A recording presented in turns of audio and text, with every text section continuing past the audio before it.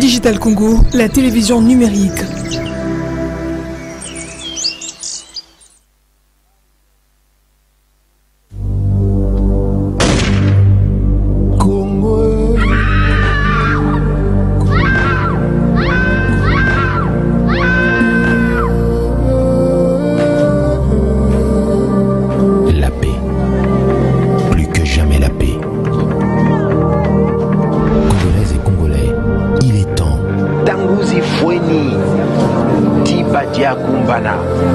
Wakati inakamilika. Tango ekoki pour la kimia au Katia Ekolo Mobimba. Pour la paix, levons-nous. Pour la sécurité, mobilisons-nous. Des millions de morts, c'est trop. Plus de 20 ans d'incertitude, c'en est trop. Trop, c'est trop. Hommes, femmes et enfants périllent et périssent encore et encore. Ce matin, une attaque en Ituri a fait 57 morts. Des milliers de kilomètres de rivières ruissellent des larmes et des sangs de nos compatriotes meurtris sur le sol de nos ancêtres, aujourd'hui souillés. Trop, c'est trop. Il est temps. C'est pourquoi, prenant la mesure de la situation, j'ai décidé de proclamer l'état de siège sur toute l'étendue des provinces de l'Ituri et du Nord Kivu. Tanguzi Fweni, Tibadia Kupana, Wakati inakamilika. Tango et Koki pour la Kimia au Katia Ekolo Mobimba. Tous derrière nos forces armées, gagnons la paix. Et oui, la paix se gagne. La paix à tout prix. Et Lunguna Fardesi na police, Bansol Lisanga Toteleme. Tolonga Namapinga.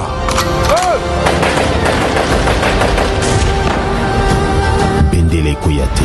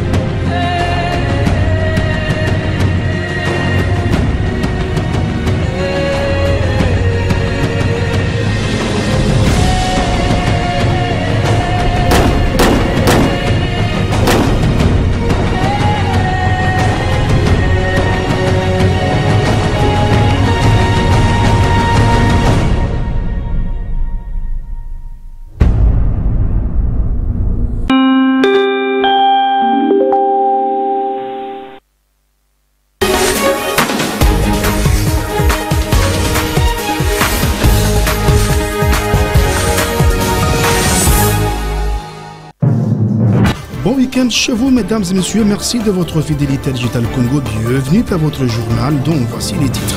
C'est un ouf de soulagement pour les partis et regroupements politiques en République démocratique du Congo. La Commission électorale nationale indépendante CENI vient de proroger de 7 jours allant du 16 au 23 juillet 2003 le dépôt de candidature à la députation nationale et ce à la suite des multiples défis auxquels se heurtent les parties prenantes au processus électoral. Pendant ce temps, en ville de Béni, au Nord Kivu, l'engouement a été observé au niveau du BRTC. Les partis et regroupements politiques se sont bousculés en déposant le dossier de leurs candidats députés nationaux. Incarcéré depuis quelques semaines à la prison militaire d'Indolo, Franck Diongo, leader du MLP, a été libéré ce samedi à Kinshasa à la grande satisfaction de ses militants.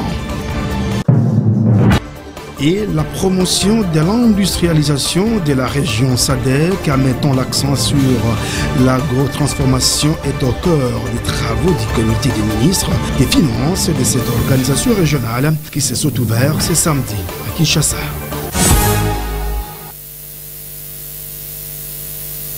À la suite des persistances et de multiples défis auxquels se confrontait le parti prenant au processus électoral en République démocratique du Congo, notamment la constitution de leur dossier de candidature, les difficultés logistiques, des communications, des programmes de vol et des transmissions de preuves de paiement des frais de dépôt des candidatures pour garantir l'équité des traitements entre les candidats indépendants et ceux des partis et groupements politiques.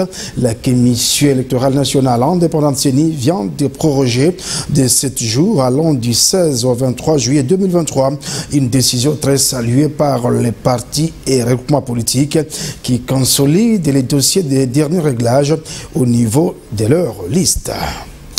Et en ville de Beni, au Nord Kivu, l'engouement a été observé ce samedi au niveau de BRTC. Les partis regroupements politiques se sont bousculés pour déposer les dossiers de leurs candidats députés et nationaux, car faisaient la course à la montre, et cela avant la prorogation de 7 jours par la Commission électorale nationale indépendante. Reportage depuis Beni avec Merveille Calmer.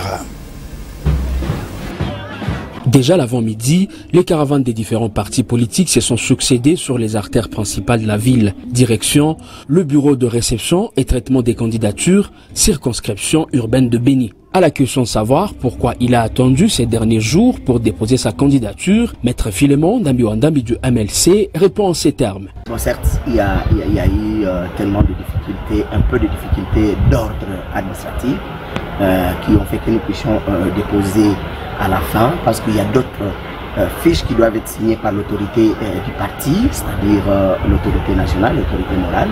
Et c'est pourquoi, pendant que nous étions en train d'attendre ces fiches-là, ça nous a un peu retardé. Et aussi le travail était tellement harassant parce qu'il faudrait compléter pour tous les candidats et que c'est moi le mandataire. Ça faisait peu de problèmes, non seulement pour la ville de Beni, mais aussi pour le territoire de Beni. Et donc, de petites difficultés que nous avons pu surmonter. Et c'est pourquoi, voilà, nous sommes là dans les délais, en fait, déposer non seulement ma candidature propre, mais aussi celle de mes co-listés. Le chef de travaux Charles Kaloyer de l'ANCE évoque pour sa part une stratégie politique. Non, c'est une stratégie politique tout simplement. Les partis politiques s'observent, on regarde tel parti a aligné qui, pour que moi, de mon côté, je puisse aligner qui d'autre. C'est juste des calculs politiques, ce sont des stratégies politiques. Mais tout le monde était prêt, On a attendu seulement la dernière minute. Est-ce qu'il y a eu des difficultés? Bien sûr, il y a toujours des difficultés en politique. Nous sommes dans un monde de concurrence. Pour ce qui me concerne, jusqu'avant-hier, j'étais candidat de l'ANCREC. Et il y a 2 jours, j'ai été élagué de la liste, je ne sais pas pour quelle raison. Le chef d'antenne de la CENI Beni, Deogracias Mbayaï, n'a cessé de demander à l'assistance de ses AT avant la fermeture du BRTC. Et les dossiers des candidats députés nationaux du regroupement politique AB50, dont le BUREC de Julien Paluku Kaongia est membre, ont été déposés ce samedi au BRTC de la CENI Congo Central. Matadi a désormais 3 candidats députés nationaux AB50. Une marche de soutien à ces candidatures a été organisée dans la capitale provinciale du Congo Central. Reportage avec Jean-Claude Kidoumou. Toutes les étapes du processus électoral en République démocratique du Congo se poursuivent pas à pas par les partis politiques Bloc Uni pour la Renaissance et l'émergence du Congo, BUREC et ses alliés, l'AB50, parti cher au ministre national de l'Industrie, Julien Paluku Kaongia. Ils sont réunis par un regroupement politique appelé Alliance Bloc 50. Ce regroupement AB50 est allé déposer à la CENI Congo Central les noms des 3 candidats à la députation nationale pour la circonscription électorale de Matadi. Il s'agit de Martin Ebenezer pour les comptes du BUREC, Bloc Uni pour la Renaissance et l'émergence du Congo, Patience Nkololo pour les comptes du Kotengo, Congolais Telema Ngenga et de Kaumba Molopo pour les comptes de l'Alliance congolaise pour la justice et la démocratie ACGD. Et quand les gens sont dans le bureau de la CENI, vous connaissez pourquoi précisément nous sommes venus déposer nos dossiers pour la candidature au niveau national. Et nous avons démontré dans la ville de Matadi que nous avons ouvert les portes et nous sommes deux partis exemplaires. Notre regroupement AB50, c'est parmi les premiers partis politiques qui viennent de déposer leur dossier en bonne et due forme au sein du bureau de CENI. Donc le jeu démocratique est déjà lancé et le regroupement AB50 s'est dit de venir aussi déposer ses candidatures au niveau de la CENI Matadi pour pouvoir justement permettre à ces candidats de pouvoir compétir également avec les autres candidats pour espérer certainement obtenir des sièges au niveau national pour la députation nationale bien entendu.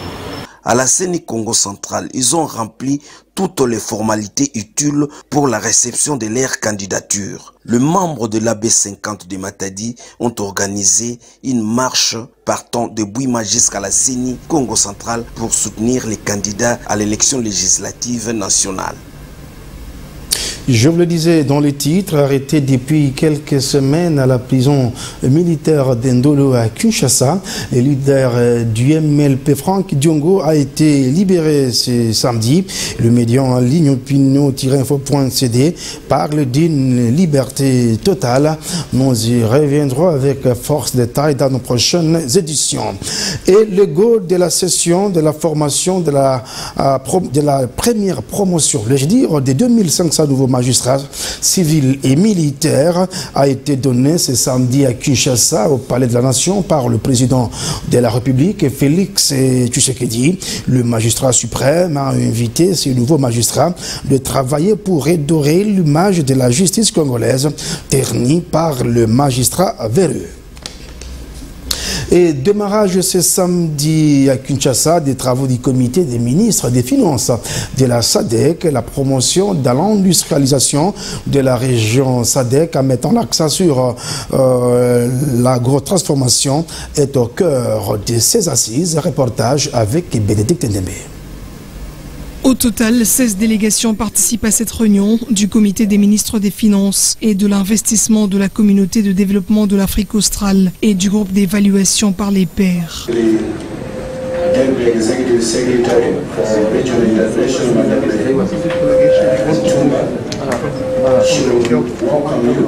L'objectif de ces assises est de promouvoir l'industrialisation au moyen de l'agrotransformation, faisant allusion aux résultats pouvant être valorisés dans le domaine agroalimentaire à partir des productions animales ou végétales, mais également la valorisation des minéraux et du développement des chaînes de valeur régionales en vue d'atteindre une croissance économique inclusive et durable. Dirigé par Kali Kiakwama, conseiller et représentant du ministre congolais des Finances, Nicolas Kazadi. Ces travaux, à l'issue desquels découleront des recommandations, sont d'une importance capitale pour la République démocratique du Congo, qui veut diversifier son économie en vue de réaliser encore plus de performances macroéconomiques dans les jours à venir. Débutée ce jour, la réunion du comité des ministres des Finances et de l'investissement de la SADC et du groupe d'évaluation par les pairs va se clôturer le jeudi 20 juillet prochain à l'hôtel du gouvernement. Et après l'optation par le président de la République démocratique du Congo, Félix Tshisekedi, le 30 juin dernier, de la nouvelle carte d'identité qui sera délivrée par l'Office national d'identification de la population ONIP, les journalistes ont été conviés à une visite expérimentale du centre pilote d'octroi de cette carte d'identité qui existait à l'époque de feu le maréchal Mobutu Sese Seko Ngbendu Zabanga. Reportage avec Alelino. José Ouai est un ingénieur informaticien. Ce cadre du groupe Cercas CHT et c'est lui qui a entretenu les journalistes ce samedi 15 juillet au salon Lubumbashi de l'hôtel Pullman. L'exercice avait pour objectif permettre à la presse de découvrir le centre d'enrôlement biométrique pour l'identification des Congolais, la production et la délivrance de la carte nationale d'identité dont les opérations officielles d'octroi seront lancées dans les prochains mois sous la conduite du gouvernement de la République via l'ONIP, Office national de l'identification de la population. Dans la salle, outre les journalistes, différents invités, y compris de chefs de mission diplomatiques accrédités, activités en République démocratique du Congo et le PDG du groupe Serge Kassanda. Dans la foulée, des explications claires et nettes sur le groupe Cercas CHT, puis une projection d'un entretien donnant lieu à des explications nécessaires sur la technologie apportée, puis une simulation au centre pilote situé juste à côté. Là, 2 volontaires vont se manifester. La procédure part de l'identification, capture, impression, renforcement de la sécurité des écrits qui ne pourront s'effacer et le tour est joué. Rapide et simple, avec un caractère unique tel que les empreintes digitales. Nous sommes en train de récolter les informations pour créer un fichier général de la population qui appartient à l'État congolais. Donc ce ne sont pas des données qui appartiennent au groupe Cercas CHT, ce sont des informations qui appartiennent à l'État congolais. Donc nous sommes juste un accompagnateur technique pour faire le travail que l'ONIP est en train de faire. À la fin de tout ce que nous aurons récolté, ce sont des informations qui appartiennent à l'État congolais. Cercas CHT apporte plus en fournissant aux services de sécurité via le ministère de l'Intérieur des appareils de check capables, une fois votre carte en main, dans un contrôle de vérifier l'authenticité de la carte. Il faut noter que Cercas CHT, qui a gagné le marché dans ses opérations, présente une expérience combinée de plus de 20 ans dans le domaine de développement des solutions biométriques et numériques sécurisées. Et cette information, le chef coutumier de Kinshasa, Kulu Kwango, Otete Utuya Kikwit, sur la promotion des droits de l'homme et la lutte contre le message de haine pendant cette période électorale en République démocratique du Congo, une initiative de la MONUSCO. Reportage avec Benoît de Grofdal, notre correspondant dans la région. Après 3 jours d'intenses travaux, l'heure est à la clôture de cet atelier de renforcement des capacités des chefs coutumiers des provinces du Kwango, Kwilu et Kinshasa par le Bureau conjoint des droits de l'homme des Nations Unies dans la ville de Kikwit. Durant 3 jours, ces responsables coutumiers ont été outillés sur les droits de l'homme et la lutte contre le message de haine pendant le processus électoral en cette année électorale qui permet la signature d'une charte d'engagement de vivre ensemble sanctionnée par cette déclaration. Nous nous engageons à 1. Sensibiliser nos populations locales sur le méfait des discours de haine et instrumentalisation de gêne. 2. Privilège les résolutions pacifiques des conflits. 3. Promouvoir et protéger les droits de l'homme. Notez que c'est pas une photo de famille que tout a été sanctionné avec un seul message: non à la haine, non au tribalisme. Et la religion des évêques auxiliaires de l'archidiocèse de Kinshasa ont été nommés par le Saint-Père. Il s'agit du révérend Père Edouard Nsimbangoma, religieux de la congrégation de Perchette, et du révérend abbé Edouard Isango Koyo, membre du clergé diocésain de Kinshasa, indique et communiqué de la Cinco. Et parlons infrastructure dans ce journal. Lancement ce samedi au village Mongala dans le Congo central, des travaux de réhabilitation de la route nationale numéro 1. Donc ces travaux, le go a été donné par le ministre des ITPR. Suivez.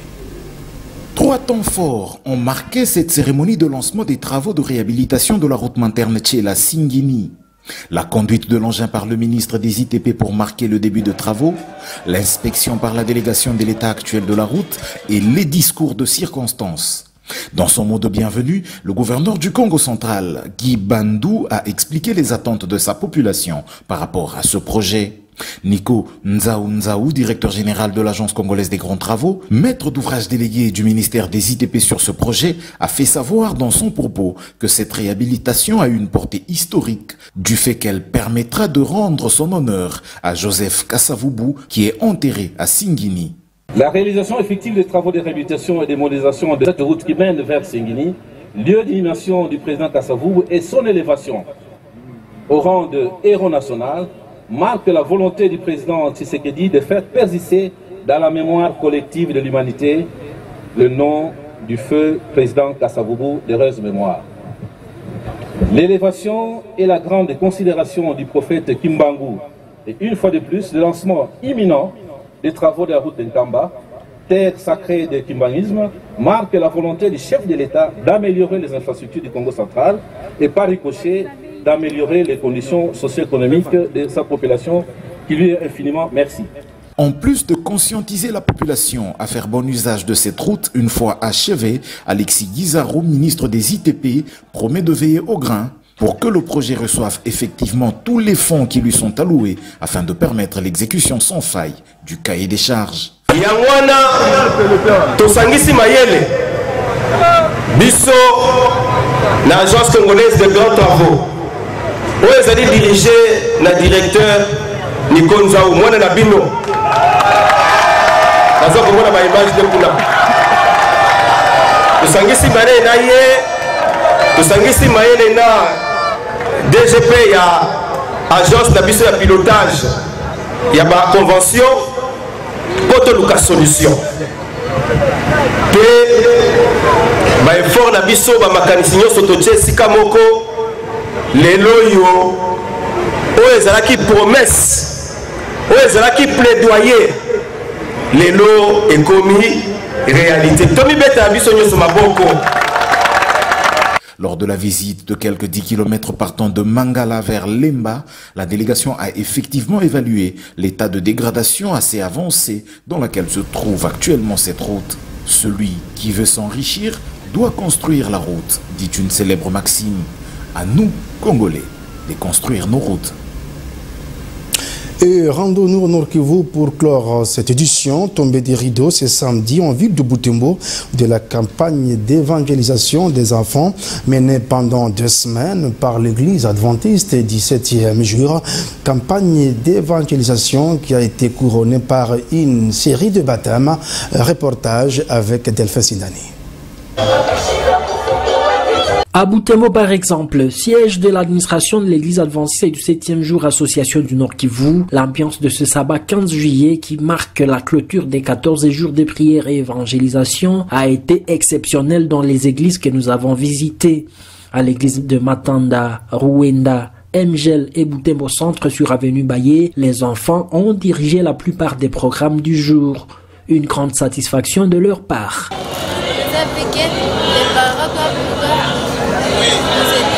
Pendant les premiers jours de la vie.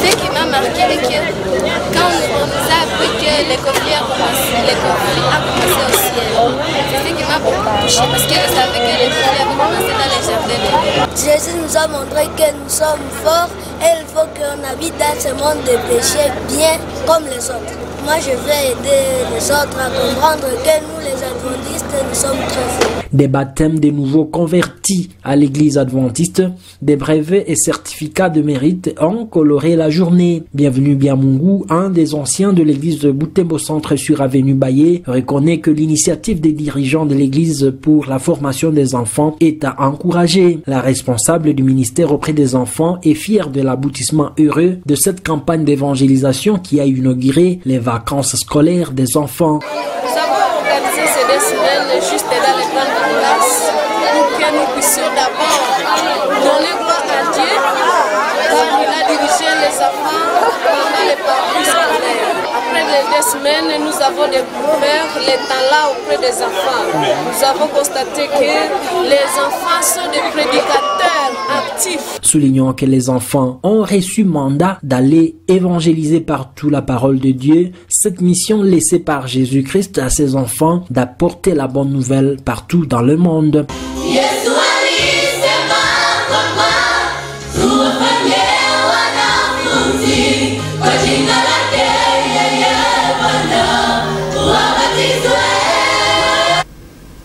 Ce qui sur ces images, ça n'est fini complètement, mesdames et messieurs. Merci d'avoir été des nôtres. Je vous retrouve demain à la même heure avec le même plaisir de vous informer. Bonne soirée sabbatique accompagnée de votre chaîne.